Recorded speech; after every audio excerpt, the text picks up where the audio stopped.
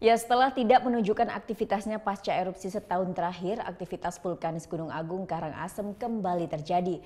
Dalam beberapa hari terakhir, PVMBG merekam intensitas kegempaan gunung tertinggi di Bali tersebut mulai terasa. Sempat tenang pasca erupsi setahun lalu, aktivitas vulkanis Gunung Agung Karangasem kembali terjadi. Menurut Pusat Vulkanologi dan Mitigasi Bencana Geologi (PVMBG), sejak beberapa hari terakhir terhitung dari tanggal 1 Desember, intensitas kegempaan gunung tertinggi di Bali tersebut mulai terasa. Dari rekaman seismograf menunjukkan telah terjadi gempa hembusan sekali, gempa vulkanik dangkal 9 kali, gempa vulkanik dalam sekali, tektonik lokal 3 kali, serta tektonik jauh 13 kali. Hal ini mengindikasikan masih adanya pergerakan magma menuju permukaan kawah. Selain aktivitas kegempaan, titik api dalam kawah pun terdeteksi masih ada. Terlebih di saat musim hujan sekarang ini, mudah memicu terjadinya penguapan dan mengeluarkan asap putih.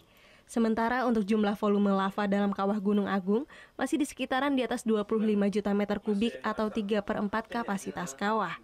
PVMBG pun memprediksi potensi erupsi masih akan terjadi.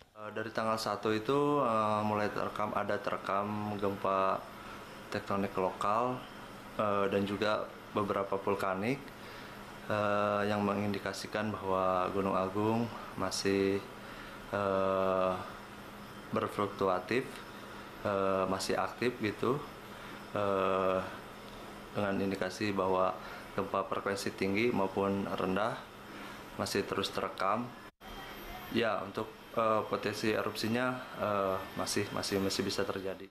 Meski aktivitas vulkanis kembali terjadi, namun PVMBG masih merekomendasikan status Gunung Agung berada di level 3 atau siaga. Warga pun dihimbau tetap menjauhi zona bahaya 4 km dari puncak kawah. Kadek Martana melaporkan untuk NET.